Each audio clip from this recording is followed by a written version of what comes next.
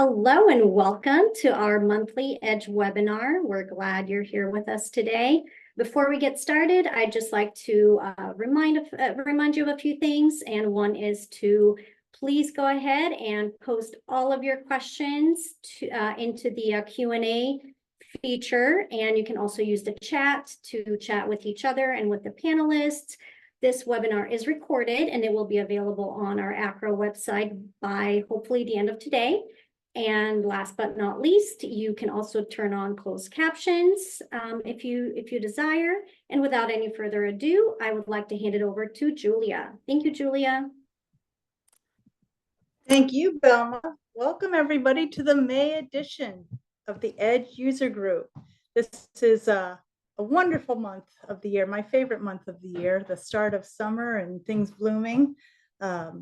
As far as that goes in nature and what we know from our Farmer's Almanac, well, I'll first give you my update. My peony came out beautifully. They are now done. Not sure about anybody else out there from your various regions, how your flowers are doing. But if you have fiddlehead ferns and wild leeks in Region 5, the Midwest, today is the day to be harvesting those. Other big events that happened on this day: in 1975, Tabe Junko of Japan summited Everest. So hats off and big round of applause for Tabe Junko, the first female to reach the summit of Mount Everest. All right, let's go on to our next slide and let's welcome in our IESC. Here you have the pictures of our IESC members, the International Education Standards Council. And we also have included on here some of our fellows. And we'd just like to say thank you to all of them for all the work, the heavy lifting that they do to make sure that EDGE is updated, that it's thoughtful, it's researched, it's resourced, and put together for your edification. And so we thank them. This is a volunteer role. They bring years and years of experience with them from institutions, from credential evaluation services, and others. So we are grateful to them. And as we say there, we tell you about where they come from and all the work that they do. So we thank them. The chair of that group is Jasmine Saidi Cunert, and she is here today as well. So we thank them for being here. I believe we also have Shelby, Emily, Robert, and Nancy Katz are here today. So thank you for being here and for always joining us on these EDGE user groups, because you are what make them happen. Next slide. All right, here's our agenda, but before we do that, we're going to move to our poll. Belma, do you have the poll, and can we launch the poll? We always start our EDGE user group with a poll, and we have 3 questions for you as always. The first one: are you an EDGE subscriber? 2, is this your first EDGE user group? And 3, what segment do you represent? So go ahead and start filling that out. Oh, I see. Who do we have from Michigan here? I missed that. You should be harvesting. Jessica, out harvesting your fern fiddleheads and your wild leeks. Hi, Lois from Colorado. We're glad you're here. Who else do we have? While I'm reading these off, you guys can be filling out that poll. Oh, Rhode Island. Nice to have you here. Welcome. Texas, Arizona, Rhode Island, Northern. Ah, hi, Ina. Always glad to have you here. All right, Belma, how are we doing on the poll? Here we go with our results. 90% of you, 43 out of 48, are EDGE subscribers. Thank you for your subscription. And the rest of you who are here today, the other 5, we hope that this little webinar gives you an insight into really the value of EDGE and why you may want to consider beginning a subscription with EDGE. Is this your first user group? Whoa, 25% of you have said, yes, this is. Welcome. We're delighted you're here. We hope you'll join us again in June. And the rest of you, thank you for always coming back and joining us regularly. 90% of you are from an institution. Wonderful. 3 of you are from an evaluation service, and we have 2 government folks with us today. We're glad you're with us, government folks. You are an important part of the work we do as well. So thank you for being here. Now, without further ado, we can remove the poll and we'll go on to the agenda. I am going to just briefly go over the agenda because I'm not sure who I need to hand it over to next. but we're going to cover Liberia, secondary education. Algeria, we're going to specifically talk about the Diplôme d'Engineer and the Diplôme d'Engineer d'État. And then Spain, the Título de Técnico Superior. The people presenting those will do much better at saying those things than I just did. So onward.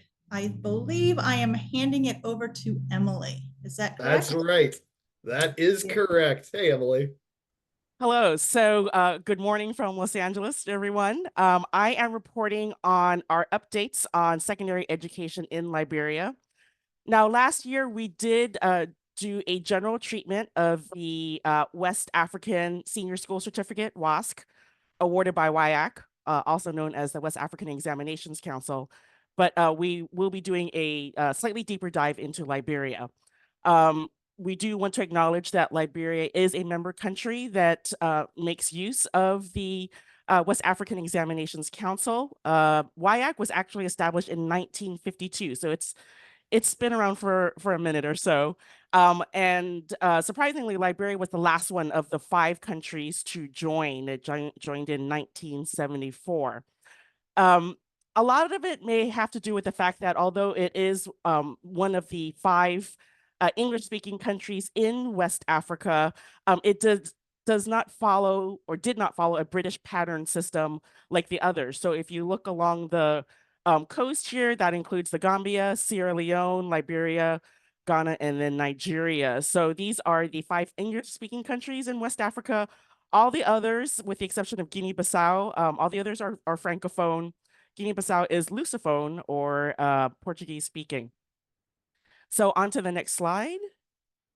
A word about WIAC. Not only was it founded in 1952, it is most often associated with the West African Senior School Certificate, WASC, but it's important to note that it also handles many other examinations, and that will be important context for when we dig deeper into Liberia. So it also administers examinations at the national level for the individual 5 countries. For example, the Basic Education Certificate in Sierra Leone, the General Business Certificate Examination in Ghana, etc. And then, of course, the regional examination, which we all fondly know as WASC. It was formerly known as the Senior School Certificate, but it was rebranded in 1999 as the West African Senior School Certificate because at that time in Nigeria, the Nigerian Examinations Council, NECO, formed and also had their own senior school certificate. So it was rebranded by WIAC as WASC so that the distinction can be made between the two. And then on top of that, WIAC also administers examinations in collaboration with or on behalf of others, such as city and guilds. So it's not enough to say the WIAC certificate because it could be a number of things. And that's what it presently says in Liberia. So we are working on the update to show that the full name, which is the West African Senior School Certificate. As I mentioned, it's the high school credential in all 5 participating countries. Admittedly, however, they did join or adopt this at different times. It is also known as WASC with or without the E. With the E, it stands for examination. So all these countries, including Liberia, have a 6+3+3 educational structure now currently, which means that WASC represents a total of 12 years of elementary and secondary school study. This certificate or example of WASC, it's important to note that admittedly, this particular one is from a student in Nigeria, but it represents the same curriculum no matter what country you're in. And as you can see on the certificate, it does show in the background the coat of arms, if you will, for all 5 member countries. All right, on to the next slide. So for WASC, students normally sit for 7 to 9 subjects, which must include English, math, a science subject, a social science, and then the remaining can be electives. Another thing to note is that contributing to the final grade is 30% continuous assessment, and then 70% the exam grade or external assessment. Okay, so although WASC is the current high school credential in Liberia, that wasn't always the case. And so this is something that we need to also add to the EDGE profile for Liberia. It actually, until recently, it was also the Liberia Senior High School Certificate Examination, or LSHSCE. You'll notice that they didn't make the full transition to WASC until about 2018, although it was introduced 5 years before that in 2013. The reason for that is because in 2013, it was more of a pilot phase. You had Liberia coming out of 2 civil wars. So it didn't really have the infrastructure to transition to WASC completely. WASC is, although the 2 examinations, both awarded by WIAC, although the 2 examinations are structured similarly, WASC is considered to be the more robust counterpart and more internationally recognized. And there was admittedly a bit of a struggle to transition in terms of having the infrastructure, whether it was the curriculum, the preparedness of the teachers to move the students over. Luckily, we can report that within the last few years, each year the performance has improved and they have transitioned over to WASC. But there was a 5-year overlap where they had both examinations being offered, and you would find that the large majority of students during that time or schools would actually favor or do the LSHSCE instead. All right, on to the next slide. So for the LSHSCE, it's similarly structured. Instead of 7 to 9 subjects, they would sit for 8 to 9.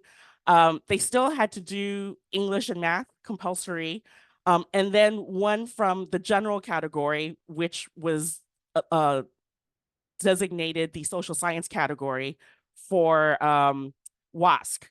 Here under the general category, it's social science and admittedly humanities, because you do see literature there. And then they also have to do a science subject. So for that reason, it's similarly structured.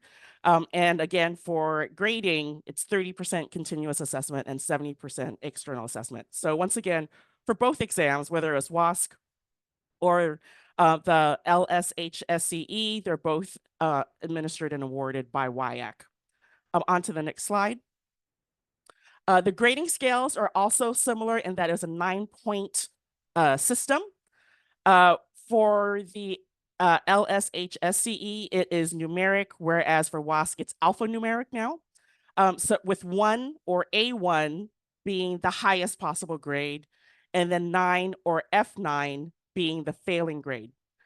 It's important to note the descriptor where we have credit and pass. So the lowest passing grade is 8 or E8. If you have that grade, then you will be regarded as having passed that subject and it will be acknowledged on the examination certificate. But when you're talking about university admissions purposes, locally speaking, universities normally require at minimum a credit pass, meaning it has to be a 4, 5, or 6 or C 4, 5, or 6. And we've mentioned this in other contexts for other countries that are British pattern. So this is an important distinction to make. Now, if someone from high school is applying not to a university program, but rather, or degree, but rather something like a diploma, a pass of 7 or 8 or D7 or E8 may be sufficient. But normally for universities, they want to see that credit pass. And when you see the term credit pass, that's what they're referring to. Okay, on to the next slide. So here we have an example of the Liberia Senior High School Certificate. And as you can see, it's really similar in look and feel to WASC. And again, it's awarded by WIAC. Next to it is the printout of the online verification using the scratch card. And then onto the next slide, what we have here is a blow up of the two, so you can see the comparison between the subject breakdown. So if you could, in the chat, if you could tell us what you believe to be the difference between the subject breakdown on the certificate official certificate versus the subject breakdown in the online verification? Is there a difference? And while you guys are perusing this, I would like to add or acknowledge that division is spelled incorrectly on the certificate, but because we were able to verify it online, we are comfortable with this being legitimate. Let's see. So Emily, while we're collecting all of those responses from folks, there actually was a question that I saw in the chat about Yes. the scale being a little bit different. Didn't the C level used to be all C's, not a C plus and a D? Do you recall any previous instances of the scale off the top of your head? Like it might be one of those things. This question came in from Susan Eklund that might need to like reference something else, but I just saw that come in, and while we're kind of chatting for a second. Could we go back to the slide with the grades? The one before that. So what was the question again? So verbatim, this scale is a little different. The C level used to be all just C, not C plus and D, and E were a D grade. If we're talking about the suggested US equivalents, I don't remember if there was a change. We did look at this and acknowledge again that the credit pass is what universities normally look for, whereas the pass, the one that follows the descriptor pass, is sufficient for acknowledgement in terms of having included on the certificate. I don't know if I'm answering the question though. In terms of a D grade, we normally avoid D equivalent grades in British pattern grading systems because they don't really have the idea of a conditional pass, which is what we regard as the D grade, a conditional marginal pass. Yeah. I think that might be addressing part of it, whether or not the existence of that conditional pass existed in the Liberian system or on the WIAC exams in general. Right. So we don't have the D grade in the US equivalents, the suggested US equivalents, but it is part of the alphanumeric, D7, but that's not necessarily meant to be interpreted as a USD because you also have E8 there. We can discuss this more during the Q&A, but let's get through this section because I don't want to take away from Algeria and Spain either. So I did notice quickly that some people, sorry, we still have to finish up that, there we go. Notice that economics is missing from the certificate.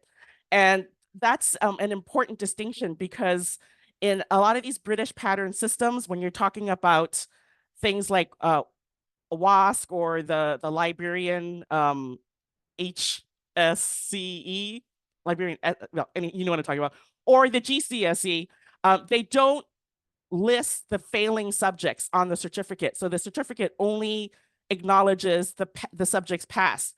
But if you have a situation here, like the online verification or statement of results, it will list the non-passing, failing subjects. So that's just an important thing to notice. I will also add a comment about the aggregate and the divisions here. So as stated on the left, the aggregate is the scores of the best 6 subjects. So to be classified as Division 1, a student needs an aggregate of 24 or less. Division 2, aggregate of 25 to 36, and so on and so forth. So the lower the number, the better the division you're in. And sometimes when you're looking at the university admissions requirements or minimum entry requirements, sometimes they'll make a reference about what division or aggregate they're looking for if it's a particular program. So that's all I wanted to add about grades. And then if the question was not satisfactorily answered, we can pick that back up during the Q&A. Thank you. That is a wonderful little segue to mention that if you do have any questions, posing them in that Q&A section is the great place where we'll be able to collect all of them, and we'll be able to sign those out to find someone that's going to be able to answer the question. Coming up now, if you were with us last time, we talked about a few different degrees in MENA, there along the Mediterranean coast, some of these credentials that have been coming in. And there's been some intense research going on with various educational systems. Robert, can you give us the update on what you found in Algeria? Sure. First, a little bit of background why this is even here. It's the final piece of the Francophone Africa engineering degree project that came to the council via, I think it was, if I recall correctly, David Mahali, who noted that the credential advice for these engineering degrees now patterned very much along the same model as the French Grand École engineer degrees. And he asked, why is the credential advice for these four countries, Morocco, Algeria, Tunisia, and Senegal, a bachelor's degree, as opposed to the country they're modeled after, France, where the same engineering degree is considered a master's? So that got us digging, or me digging, I guess, and pretty quickly came up with the response that there's no particular reason why we shouldn't treat these engineering degrees the same as we do with France. And after drilling down, noting that they were 5 years, noting that they were 300 ECTS each, decided we would change it to a master's degree advice. Except we, in this digging, and it was Emily that did most of the digging and getting us information, learned that the Algerian engineering degree, particularly the at that time it was called various things, diplôme d'ingénieur, or it could be shown as a diplôme d'ingénieur d'état, state doctorate, a state engineering degree.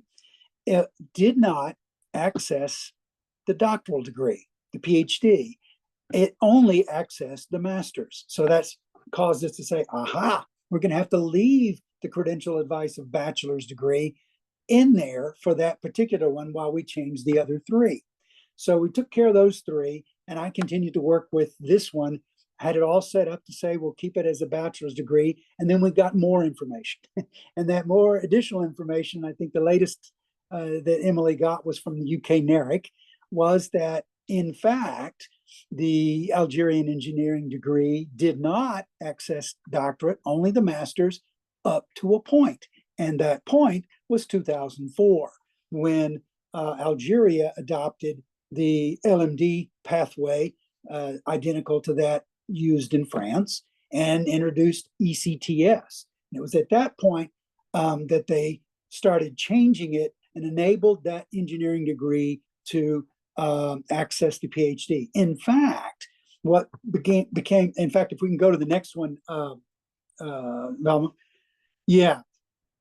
see on the left, is what we had up to 2004, when it did not access the PhD degree. And if you'll see way at the bottom, I don't know if you can see it, but just above additional information, we actually reference you the credential entry on the right.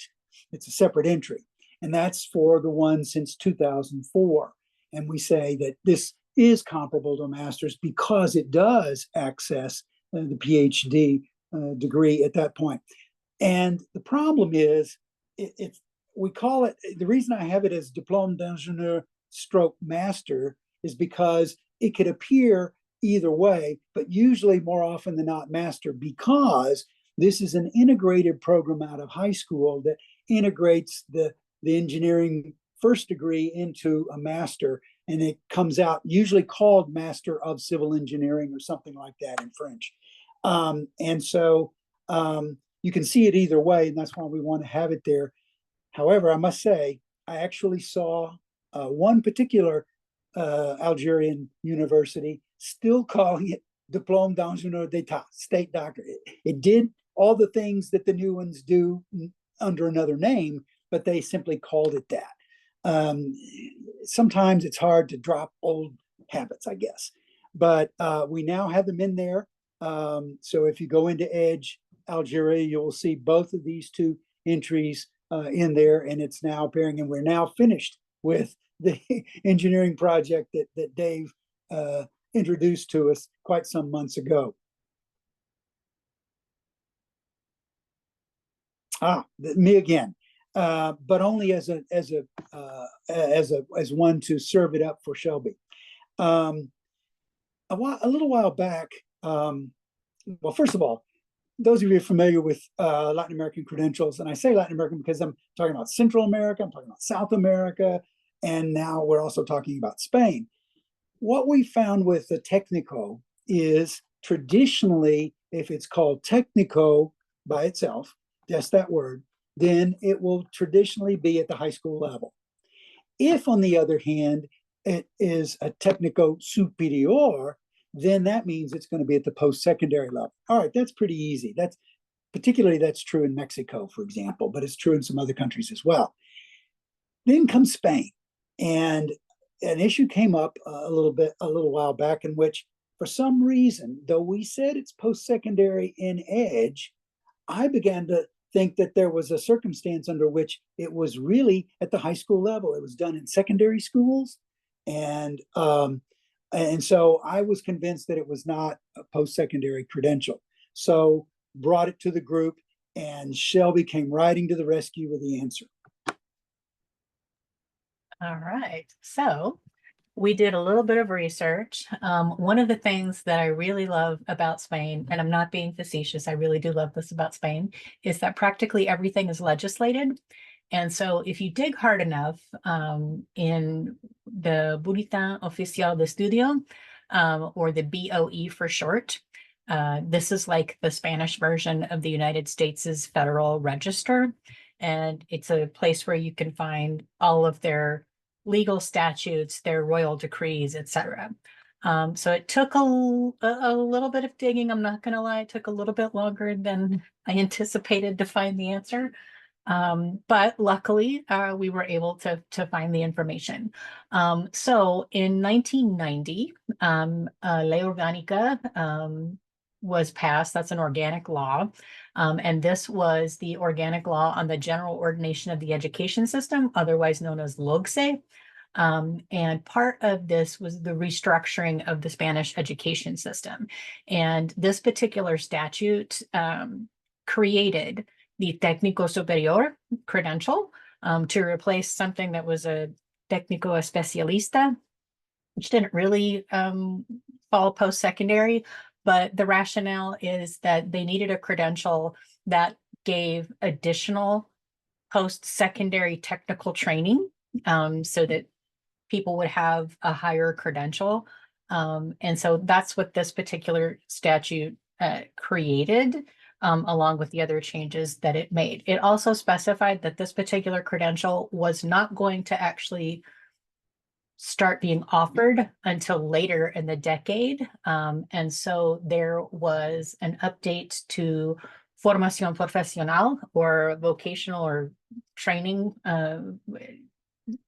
education, in 1993 through a Real Decreto, or a royal decree, that established guidelines on the titles and corresponding minimum vocational training courses. And it specified that this particular credential was going to be accessed after the completion of secondary education. So it is actually a post-secondary credential. Then in 1998, they actually began offering this particular credential, and there was another Real Decreto, which, quote, develops certain aspects of the organization of vocational training in the field of the education system. I just love these translations. And it specifies some additional things specifically about this particular credential. But then some of the other things that we looked at to confirm that this was actually a post-secondary credential is in the late 60s, early 70s, Spain started issuing these guides that were published annually for Formación Profesional and for Universitario, for vocational training and for university studies. And these guides would have the lists of the different titles that were being offered, where they were taught, how long they were, what they consisted of, etc. Unfortunately, they don't publish these anymore, and I really wish they would. But in the 1990s, they were publishing them until around 1994. The 1994 guide for no universitario, which would be post-secondary but not university level study, did not specifically have the técnico superior, but there was a 1997 webpage on the Ministry of Education and Culture website that discusses this credential. And then by 1998, they actually started offering these particular credentials. And then in 2000, 2001, they've started publishing ladders that show where a particular credential lies on the Spanish education ladder. This credential is very clearly listed in the superior no universitario range. So this does require the completion of secondary education, and it is considered a post-secondary level credential. And that was how we were able to answer that question. I will turn the floor back over to Drew. Hey, thanks, Shelby. So all of that, it's funny you talked about ladders. We might talk about some of the ladder work that we've been doing here within Edge in just a little bit, as well as some of these highlights. We're gonna go now and talk about some things that might be useful to all of you that Acro is also touching. Let's see, Dave, Julia, would one of you like to talk about the value of that IESC fellowship? We're coming up on time when we're going to be making the selections for the next round, right? That's true, Drew. Thanks. Probably before the next Edge user group, we'll be releasing the application for the next batch of the IESC fellows. And I won't go over, all the things that are up there, except to reiterate that you meet twice a month with an advisor from the IESC. I should add, you must be from an Acro member institution in order to participate in the fellows program. But it's a term of 1 year.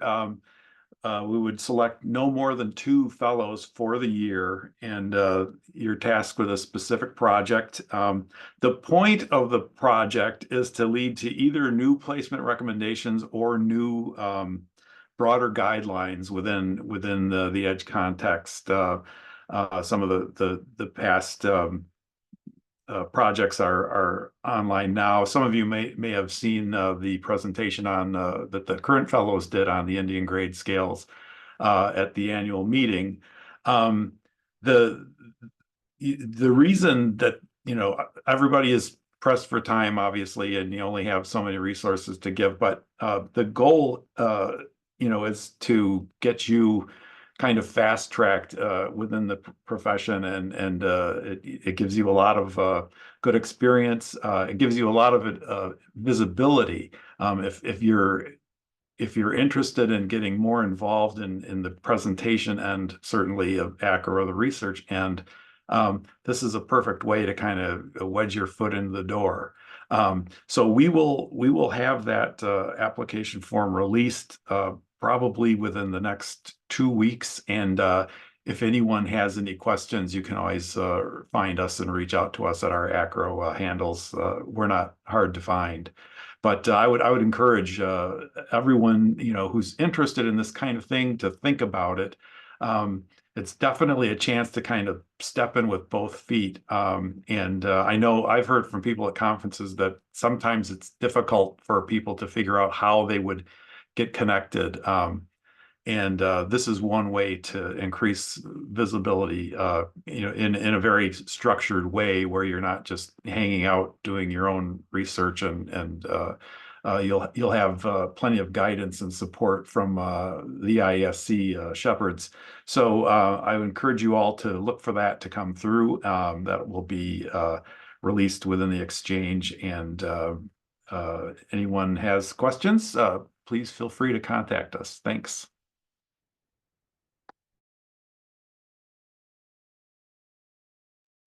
And Julie, I think you were going to come on and talk about this brief that was from Alan Goodman and Mirka Martel.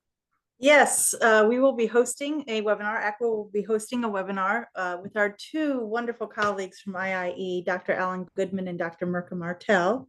And it's really an overview of their IIE Outlook brief. This is a brief that they published about a month or so ago. And it really is looking at the future of international student mobility in the United States. You all probably all are familiar with their good work and have used their resource Open Doors, as well as Project Atlas that IIE works on. And that is great granular information. This takes a bit of a zoomed out view to say, where is international student mobility going, not only with the United States, but the rest of the world as well? What's the capacity? What are the capacity issues facing international student mobility? And if you've looked at any of that information, you can see how the countries where international students are coming, the top 10, have shifted over the last 10, 15 years. And we're also seeing a shift in where the students are coming from. So this is really a great opportunity to hear about their research and hear from them one-on-one as to just some insights and strategies that you might want to think about for your own institution if you're looking to increase international students on your campus, and what the future might hold, what you might want to consider for future sort of factors that influence that. So we hope you'll join us. There's the registration link there. It is on June 13th from 2 to 3. And we hope you can learn something there. Next slide. Ah, yes, the Baden-Württemberg seminar. I'm very used to talking about this one, and I hope I'm not boring anybody, but this is really a great opportunity. It is an in-person seminar that takes place in the fall in the state of Baden-Württemberg in Germany. All expenses are paid except for your airfare to and from Germany, and you have a week of learning so much about the education system in Germany and many, many layers and aspects. And it's really, I think, several of our IESC members have been on the tour and would certainly tell you a little bit about that. And I encourage them to chime in. The application closes June 24. So now is the time to think about putting your application in. And if you're thinking, well, maybe this really isn't for me, look at who should apply. And you'll see that it's anybody that has background in admissions, records, student advising, international offices. This is really, Germany does this, the state of Baden-Württemberg and the ministry does this because they're really interested in enhancing and growing partnerships with US institutions. And that's great, but you also learn a whole lot. And it's information that you can take with you throughout your career. I believe Robert, Emily, and I think Shelby have all been on the seminar. And if they'd like to say anything, I welcome them to do so. So there's a QR code there where you can learn more as well. Yeah, I'd like to say I was so amazed and impressed that this opportunity is given and that all the expenses are paid for with the exception of airfare. It's an incredible opportunity to see the actual educational system firsthand. It's an exceptionally well organized seminar and trip, and you get to experience the educational system at all levels, primary, secondary, universities of applied sciences, traditional universities. And I absolutely encourage everyone to apply for it because they really look for a variety of international education professionals. They're not just looking for admissions officers or just study abroad officers. They really like to have a diverse group, and so I can't say enough about the experience. I would echo Thanks, what Emily. Emily says also, and I would just add one other thing is that if any of you were at annual meeting in Columbus and attended the presentation Bill Paver and I did, it was basically on edge research and so forth. And I sort of gave a history of international education research and how there were so many wonderful opportunities that resulted in those books that are scanned to edge that you may still, like me, have on your bookshelves in your offices. But those dwindled by the turn of the century. And so this is one of the few opportunities to engage in research that is on site. And so that makes it particularly invaluable. And I would encourage folks to really give it some good thought. And just, go Oh, ahead. go ahead. Oh, I Shelby. was gonna say I was also very impressed to carry on with what Emily was saying. Not only diversity in terms of where you're working, either in the campus, but also in terms of public versus private, small versus medium versus large, community college, et cetera. There was a good diversity among institution types who were allowed to go on this as well.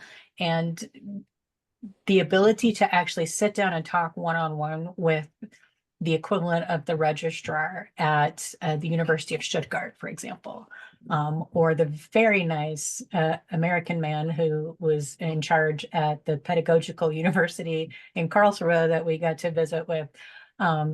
It was really interesting because you get to hear about the issues that they're seeing, the issues that they're facing, documentation questions that we had. It was amazing. And I'm never going to get another opportunity like that again, especially one that was paid for by somebody else. So I highly encourage you. And this was, oh gosh, 17 years ago. I can't believe it was that long. That it's been since I've been, and I still reference that trip on a monthly basis. It's an amazing experience.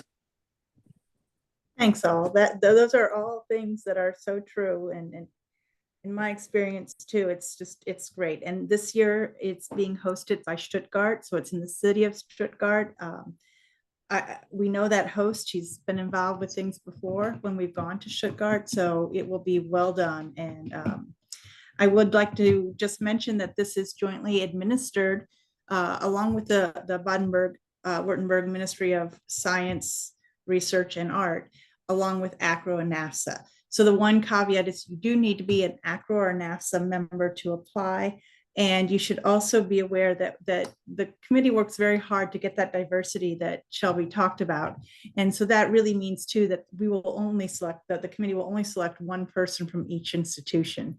So if you and two of your colleagues at your institution all want to apply, just be aware that it is one person per institution that will be selected. Okay, enough on that. We can go to the next slide. Dave, you want to talk about this? And if Dave's not there, I can talk. Sure do. Okay. All right. I was just listening to the mellifluous patter there. We just want to make you aware that we do have some 200 plus ladders that are currently new ladders to replace all the old PDF ladders that many of us are ready to see the back end of. And so here are just two examples from countries beginning with South Africa, South Korea. The thing to know is that the ladders are not meant to be comprehensive in terms of, can you imagine putting all the belt makers and sail repairers and things in the Swedish qualifications framework onto a ladder? It's very much to be an overview of pretty much, the heavy hitters that you're going to be seeing all the time. As you can see, there's a colored portion on the right of each ladder if it's pertinent, and that refers to vocational technical sector. And you can see, as they span different levels. So the ladders are we would like to have things hyperlinked so that you can, get one credential in the credential advice and link to another, and so that the ladder doesn't have to be, so crowded. So we'll have cross-referencing between credentials in the credential advice that will, kind of amplify what we have in the ladders. So we do have probably 20 or so of these new ones up as we go through and make sure that there are no glaring errors. Each of these, has already been reviewed once by the person constructing the ladder. There are resources that go along with each ladder that will be published in Edge, but we have to make a concerted effort now to get the ones that we already have, which is essentially all of them, up there. And they're very much more, easily altered than these old PDF ones. That would have been a chore of, epic proportions to try to edit those old ladders. These, if we see problems, and we do anticipate that you will all, as you come across the new ladders and see things that you think maybe need to be added, or perhaps you see something that's incorrect, or whatever the matter might be, you can always use that contact Edge link that's on every page in Edge to let us know. But we anticipate getting these up to a tune of maybe 3 or 4 a week, all the way through the summer. And we're hoping that by the end of this calendar year of 2024, that we can get the ladders that we have up. That's going to cover just about everything. And we have some new ladders that we never had anything for before, for some disputed areas or non-country systems. So that's been what we've been involved with. Drew and I are very much involved in doing this now. Maria Costa Vasili, who works with ACRO on one of our evaluation projects, did just amazingly, good work in terms of quantity and quality. Really got these going. It was really a one-person job until it comes to vetting them. So we're very happy with it, and we'll just look forward to getting as many of these up as possible for you, since we know that some of the old ladders aren't useful anymore, and these are going to reflect the new systems, certainly, and sometimes will be kind of polyvalent in that they might have the old system and the new system. So that about does it for my ladder spiel. I'll hand it back. I don't know where we're going from here, but Drew, take control. Well, from here, we're getting ready to go into the Q&A section, and I love that there's an opportunity that folks can come into and ask these questions of these experienced researchers that know where to find all of the answers. But if it's not the third Thursday of the month, where do you go? Well, the international activities community in the ACRO Exchange is one place that you might choose to go. If you're an ACRO member, you can go in there and you can post your question, and the conversations and the folks that are participating are going to be also involved in international credential evaluation. They are going to be some of these folks that are here on the panel today. You're going to be encountering other folks out in the field, maybe more experienced or less experienced than you. And so when you have information you can share through that exchange, it's great for you to be able to participate. You are already more qualified than you probably believe yourself to be. And we want to hear that expertise when you're shining through in these communities. This just a place where you can go and post the questions. But we are going to get to Q&A here in just a moment. I know there have been a couple of them that have been coming through. And at one point in this, I saw someone's hand was up. If the question was not yet answered, please do stick that question over there into the Q&A. And like I said, we're gonna get right to that. Now, when you sign up for Edge, we have done a concerted effort to give you more information about how to maximize what you're doing with the system. And so there's new FAQs and there's new communication that comes from us when you sign up. But if you run into any issues, like Dave said, go to the ACRO Edge FAQs and user guide pages, and you're going to find all the contact information that you need there to get everything that you need. On the next slide, we emphasize the Gloria Nathanson Research Fund. This is something where we're trying to help encourage and support research efforts. But I want to get to the Q&A. I want to hear what those questions are. Julia, could you come on and hand out these questions wherever you think would be most appropriate? Sure. We only have 2 in here, and you're going to see who I'm looking at, Emily, or Shelby, or anybody. So a question here. So to clarify, is the NICO exam classified as a senior high school qualification like the WASSCE? ? Who'd like to answer? Robert, are you interested in answering? Shelby?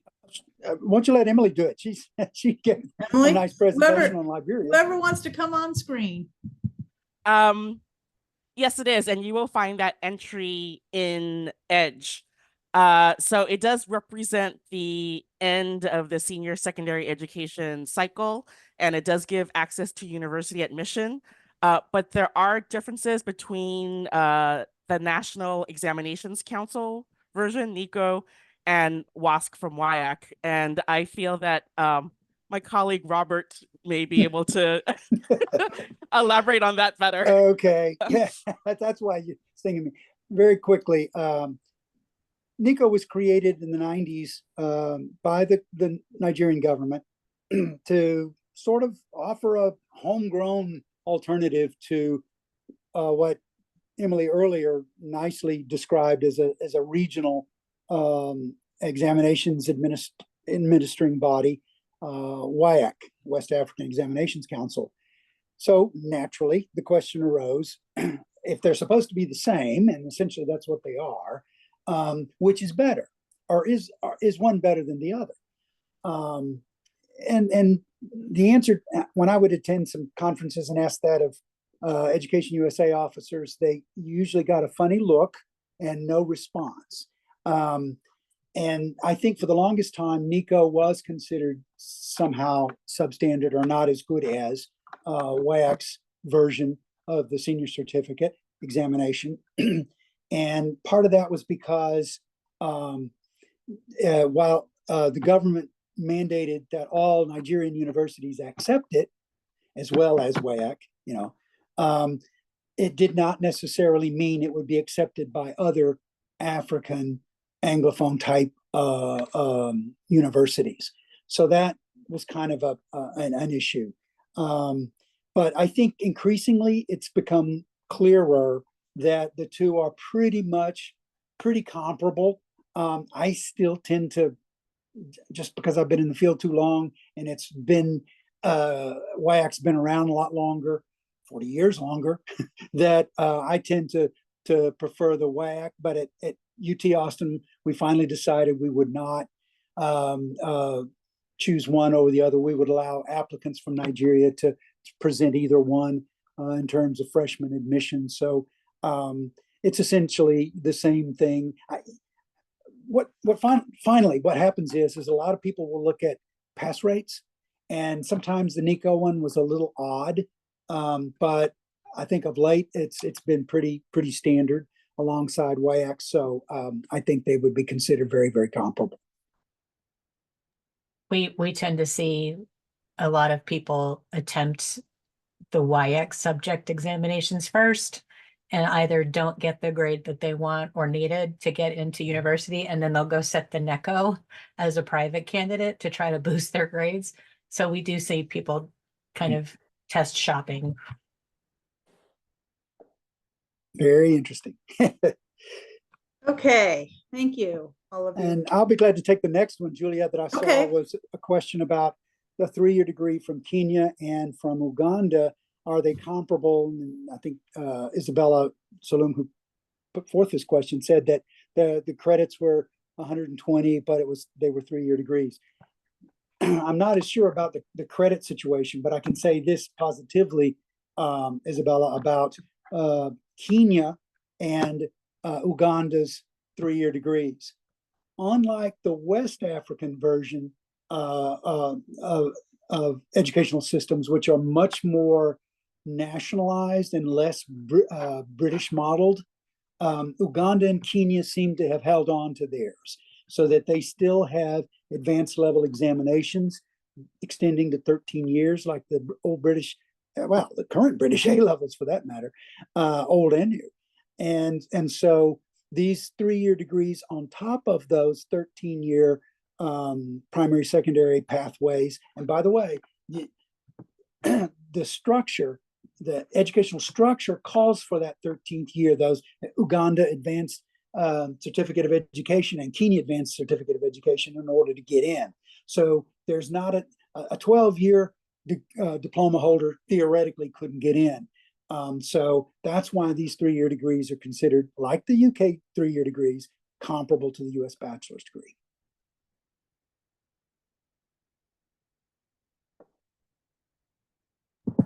Anybody else want to add anything to that? Shelby, Emily? We do see a lot more students who enter bachelor's degrees in Kenya with just the KCSE.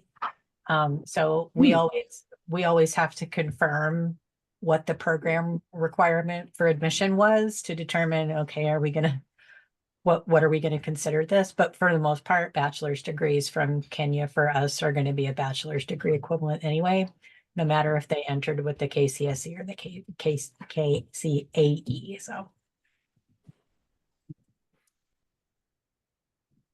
Okay, it looks like we've gotten a couple more questions. Sorry, if I could just quickly, I wanted to address the grading scale question. Yes. Now that I've actually looked at it in Edge, I see where the issue is, because for the WASC grading scale, yes, D7 and E8 are given a suggested US equivalence of D. But then when you talk about the Liberian one or the one that predates WASC in Nigeria, 7 and 8 are given a C grade. So what I just want to say is stay tuned.